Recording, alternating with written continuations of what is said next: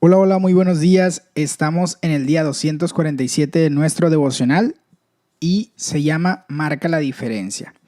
Alfred Nobel es más conocido por el Premio Nobel de la Paz y menos por el hecho de haber inventado la dinamita. Además de químico, ingeniero e innovador, era fabricante de armas. Su hermano Ludwig murió en 1888 y un periódico francés erróneamente publicó el obituario de Alfred. Lo condenó por su invención de la dinamita diciendo: el comerciante de la muerte está muerto. El doctor Alfred Nobel murió ayer, quien se hizo rico tras encontrar maneras de matar a más gente de la forma más rápida vista jamás. Alfred Nobel estaba devastado por aquel adelanto de cómo sería recordado. Por ello, en su testamento, legó la mayor parte de su patrimonio para instituir los premios Nobel. Dio el equivalente a 250 millones de dólares para financiar tales premios. Alfred Nobel tuvo una rara oportunidad de evaluar su vida cuando se acercaba a su fin y de vivir el tiempo suficiente para cambiar el resultado de aquella evaluación. ¿Alguna vez te has preguntado qué diferencia podría hacer en tu vida? ¿Cómo puede tu vida traer bendición para otras personas? ¿Cómo puedes cambiar el mundo para bien? ¿Cómo puede tener tu vida en última instancia, un valor perdurable? ¿Cómo podemos tener una vida fructífera? Salmos 105 del 12 al 22. Dice lo siguiente en la Nueva Versión Internacional.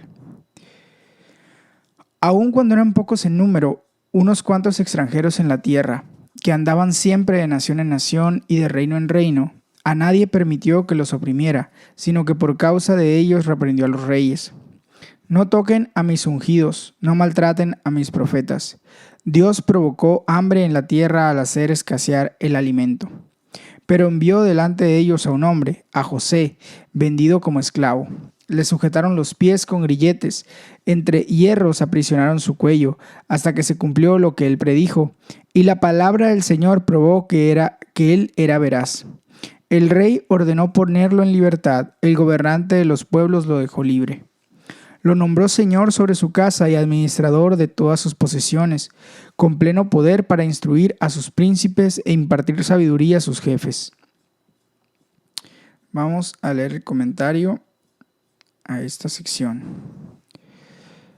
El fruto viene de la fidelidad a Dios. Para que tu vida sea fructífera, tienes que permanecer fiel a Dios en los momentos difíciles. Es relativamente fácil serle fiel a Dios cuando todo sale bien en la vida. La prueba viene cuando te enfrentas a tentaciones intensas y a grandes sufrimientos. El salmista rememora la vida de José al darle gracias a Dios por la fidelidad a su pueblo. La vida de José fue inmensamente fructífera. El faraón le dio autoridad sobre toda su casa y lo puso a cargo de cuanto poseía, con pleno poder para instruir a sus príncipes e impartir sabiduría a sus ancianos. Como resultado, el Señor hizo que su pueblo se multiplicara.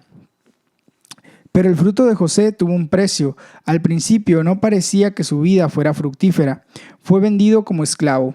Le sujetaron los pies con grilletes. Entre hierros le aprisionaron el cuello. José pasó por la traición, la esclavitud, la tentación, el encarcelamiento y un gran sufrimiento. Sin embargo, en todo ello permaneció fiel. La razón de la fidelidad de José era que confiaba en que Dios tenía el control, incluso en los momentos malos. José no solo permaneció fiel a Dios a pesar de su aparente abandono, sino que también fue fiel a su familia al perdonarlos en lugar de culparlos y rechazarlos. A la larga, su fidelidad produjo un gran fruto. Oramos: Señor, gracias por tu increíble fidelidad. Ayúdame a serte fiel incluso en los momentos difíciles de tentación, decepción y desánimo.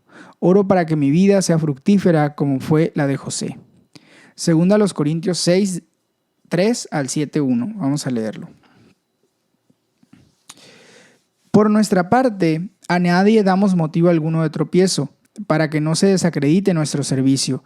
Más bien, en todo y con mucha paciencia nos acreditamos como servidores de Dios en sufrimientos, privaciones y angustias, en azotes, cárceles y tumultos, en trabajos pesados, desvelos y hambre. Servimos con pureza, conocimiento, paciencia y bondad en el Espíritu Santo y en amor sincero, con palabras de verdad y con el poder de Dios, con armas de justicia, tanto ofensivas como defensivas, por honra y por deshonra, por mala y por buena fama, veraces pero tenidos por engañadores, conocidos pero tenidos por desconocidos, como moribundos pero aún con vida, golpeados pero no muertos, aparentemente tristes pero siempre alegres, pobres en apariencia, pero enriqueciendo a muchos como si no tuviéramos nada, pero poseyéndolo todo. Hermanos corintios, les hemos hablado con toda franqueza, les hemos abierto de par en par nuestro corazón. Nunca les hemos negado nuestro afecto, pero ustedes sí nos niegan el suyo. Para corresponder del mismo modo, les hablo como si fueran mis hijos, abran también su corazón de par en par. No formen alianza con los incrédulos. ¿Qué tienen en común la justicia y la maldad? ¿O qué comunión puede tener la luz con la oscuridad? ¿Qué armonía tiene Cristo con Belial?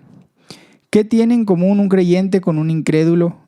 ¿En qué concuerdan el templo de Dios y los ídolos? Porque nosotros somos templo del Dios viviente, como Él ha dicho.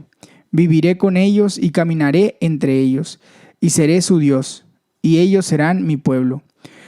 Por tanto, el Señor añade, salgan de en medio de ellos y apártense, no toquen nada impuro, y yo los recibiré. Y yo seré un padre para ustedes, y ustedes serán mis hijos y mis hijas, dice el Señor Todopoderoso. Segunda a los Corintios 7:1. Como tenemos estas promesas, queridos hermanos, purifiquémonos de todo lo que contamina el cuerpo y el espíritu, para completar en el temor de Dios la obra de nuestra santificación. Vamos a leer el comentario. El fruto viene del Espíritu Santo. Tu vida puede ser inmensamente fructífera porque el Espíritu Santo vive dentro de ti. Eres templo del Dios viviente. Así como en el Antiguo Testamento Dios habitó en el Sancto Sanctorum, así también ahora habita en ti y en mí por medio del Espíritu Santo. El Espíritu Santo produce frutos hermosos en tu vida. La vida de Pablo fue sin duda una de las más fructíferas en la historia del mundo.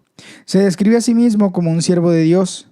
Durante el tiempo de su vida enriqueció a muchos. Para Pablo, las riquezas eran la riqueza espiritual de estar en Cristo. Su vida sigue enriqueciendo a muchos. El fruto de la vida de Pablo ha durado 2000 años y durará hasta la eternidad. Como José, el fruto de Pablo tuvo un precio. Él enumera algunas de las cosas que soportó: sufrimientos, privaciones y angustias, azotes, cárceles y tumultos, trabajos pesados, desvelos y hambre, deshonra, mala fama, engañadores, desconocidos, moribundos, golpeados, aparentemente tristes, pobres en apariencia, como si no tuvieran nada.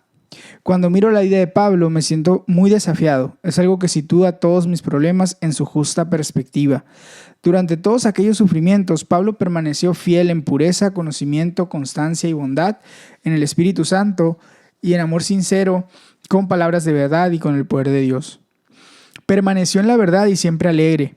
En palabras de la versión en inglés del Nuevo Testamento de J.B. Phillips, Pablo afirma: no tenemos dinero, pero en realidad tenemos todo lo que vale la pena tener. Pablo les dice a los corintios: hemos hablado con toda franqueza, les hemos abierto de par en par nuestro corazón, nunca les hemos negado nuestro afecto. Él se muestra abierto y se expone ante los corintios suplicándoles que le abran sus corazones de la misma manera. Como lo expresa The Message, les pide que abran sus vidas, vivan sinceramente y de forma amplia. Pablo había explorado su propio territorio interior, había emprendido un viaje a aquellos lugares de corazón y de su alma donde se hallan los tesoros escondidos. Los había examinado cuidadosamente y los había sacado para exhibirlos. Para actuar con integridad, primero debemos saber quiénes somos. Debemos saber lo que representamos y en qué creemos y lo que más nos importa. Bear Grylls escribe: las personas tienden a pensar que tienen que ser divertidas, ingeniosas o incisivas en el escenario. No tienen que serlo, solo tienen que ser honestas. Si puedes ser profundo y mostrar tu historia interior, las emociones, las dudas, las luchas, los temores, todo, entonces la gente responderá.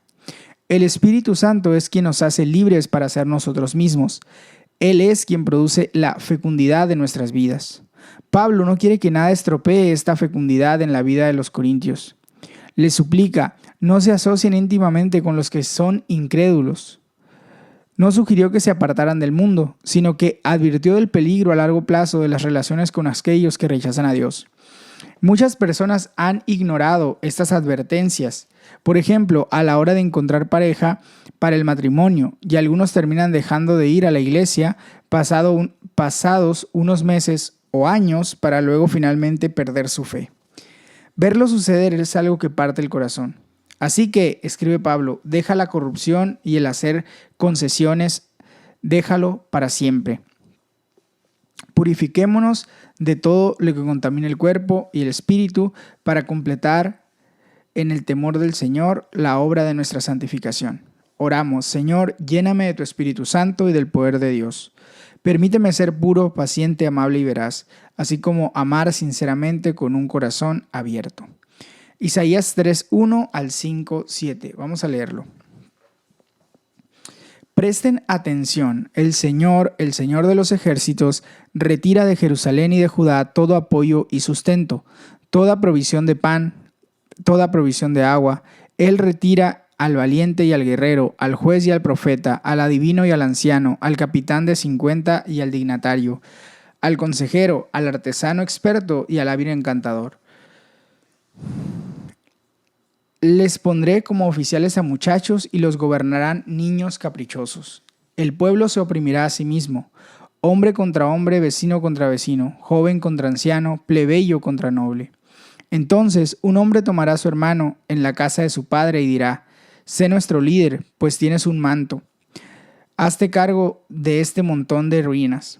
Pero entonces el otro protestará. Yo no soy médico y en mi casa no hay pan ni manto. No me hagas líder del pueblo. Jerusalén se tambalea, Judá se derrumba, porque su hablar y su actuar son contrarios al Señor. Desafían su gloriosa presencia. Su propio descaro los acusa y como Sodoma se jactan de su pecado. Ni siquiera lo disimulan. Ay de ellos, porque causan su propia desgracia.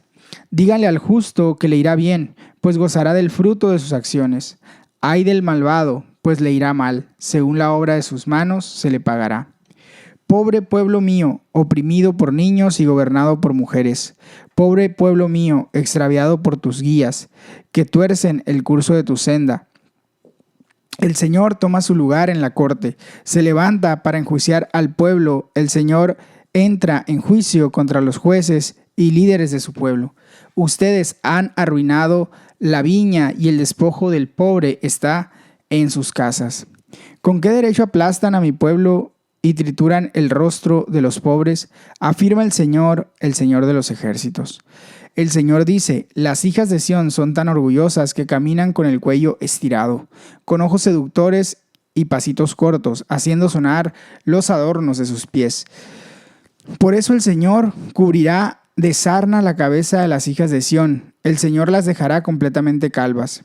En aquel día el Señor arrancará todo adorno, hebillas, diademas, collares, pendientes, pulseras, velos, adornos de la cabeza, cadenillas de los pies, cinturones, fresquitos de perfume, amuletos, anillos, argollas para la nariz, ropas de gala, mantos, capas, bolsos, espejos, telas finas,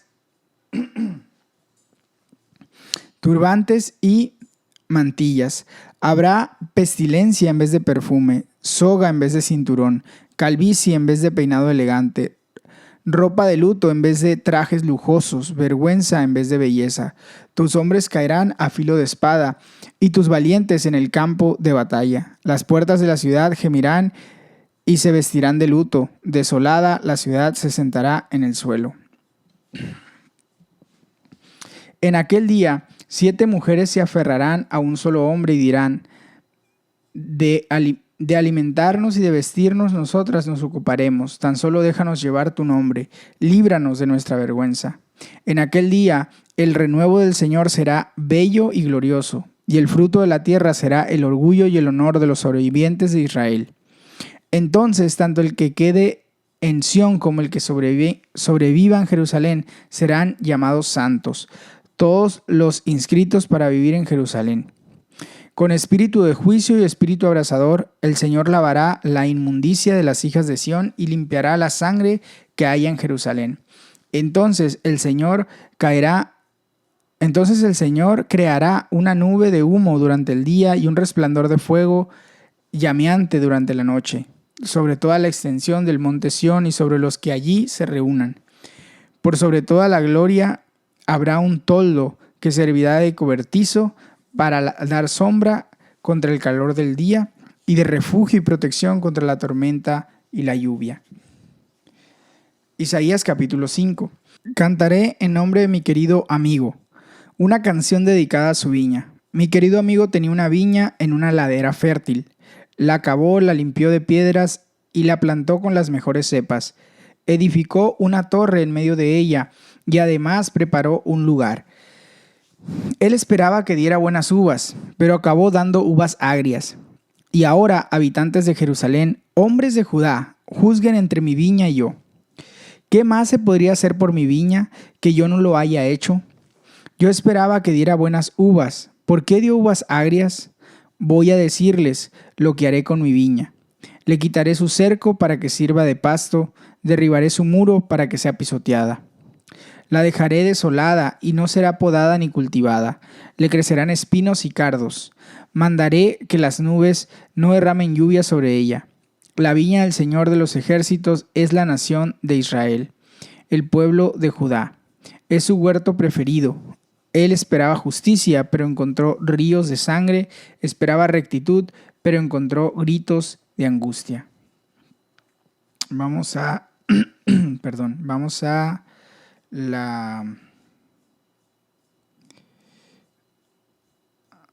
al comentario sobre la lectura de Isaías.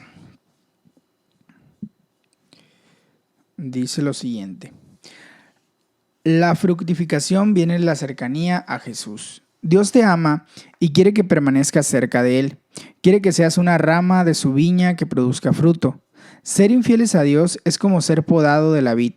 Nos volvemos infructíferos. Isaías escribe: mi amigo querido tenía una viña en una ladera fértil. Él esperaba que diera buenas uvas, pero acabó dando uvas agrias. Él esperaba justicia, pero encontró ríos de sangre. Esperaba rectitud, pero encontró gritos de angustia. Gran parte de los primeros 39 capítulos de Isaías se refieren al juicio de Dios. El Señor se dispone a denunciar, se levanta para enjuiciar al pueblo. El Señor está en juicio contra los ancianos y jefes de su pueblo. El pueblo de Dios le ha sido infiel. Ustedes han devorado la viña y en sus casas está el despojo del pobre. ¿Con qué derecho aplastan a mi pueblo y pasan por encima de los pobres? Ellos han disfrutado de grandes riquezas materiales, las cuales han llevado al orgullo, la inmoralidad y la codicia. Isaías ve el juicio venidero y cómo en ese día el retoño del Señor será bello. Esto solo se cumplió parcialmente en aquel tiempo. Como muchas otras profecías, apunta hacia lo que ahora podemos ver que se logró por medio de Jesús, quien era el verdadero retoño del Señor. Jesús es la rama de la viña de Dios. Nosotros somos las ramas de la viña de Jesús. Jesús es la rama verdadera y la vid verdadera. Él es el que era totalmente fiel y fructífero por encima de cualquier ser humano, incluso José o Pablo. Jesús ahora te invita a ser parte de su viña, a permanecer cerca de Él y a dar mucho fruto, un fruto que perdura, según Juan 15, 8 y 16. Oramos: Señor, quiero llevar una vida fructífera. Gracias por haberlo hecho posible. Guárdame cerca de ti, fiel y lleno del Espíritu Santo, dando un fruto que perdura. Pipa añade sobre 2 Corintios 7:1: purifiquémonos de todo lo que contamina el cuerpo y el espíritu. Necesitamos una desintoxicación antes del comienzo del nuevo periodo. No solo reducir el consumo de chocolates, sino, si es posible, eliminarlos completamente. Muy bien, hasta aquí llega el devocional de hoy. Te animo a tomar un tiempo para meditar de manera personal y para orar. También recuerda que puedes compartir este devocional con alguien que consideres que le será de bendición. Que tengas un excelente día. Dios te bendiga. Hasta mañana.